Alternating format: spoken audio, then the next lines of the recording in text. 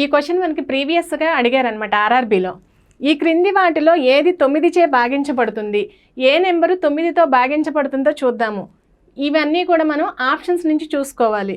First option చూసుకుంటే ఇది 9చే భాగించబడుతుందా లేదా అనేసి చూడాలి అనేసి అంటే ఆ నెంబర్ మొత్తాన్ని మనం డిజిటల్ సమ్ చేసుకోవాలి. డిజిటల్ సమ్ ఎలా చేసుకోవాలో చూద్దాం.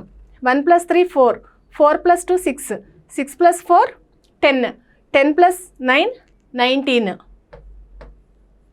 19లో 9 అనేది భాగించబడుతుందా? భాగించబడదు కదా.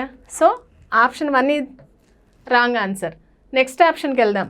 5 + 5 10, 10 + 3 13, 13 + 9 22, 22 + 8 30, 30 + 6 36.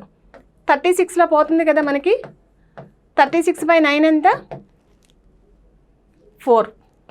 సో 4 టైమ్స్ పోతుంది కాబట్టి this is the correct answer. Same ఇదే ప్రాసెస్లో నెక్స్ట్ ఆప్షన్స్ కూడా చూద్దాం.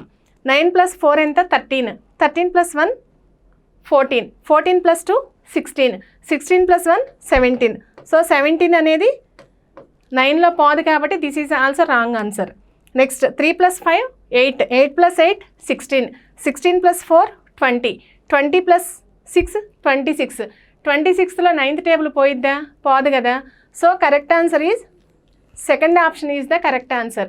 ఎప్పుడైనా సరే మనకి 9చే భాగించబడుతుందా అని అడిగినప్పుడు ఇచ్చినటువంటి ఆప్షన్స్ని మనం డిజిటల్ సమ్ చేస్తాము. డిజిటల్ సమ్ చేసి ఆ 9th టేబుల్తో పోతుందా పోదా అనేసి చెక్ చేసుకుంటాము.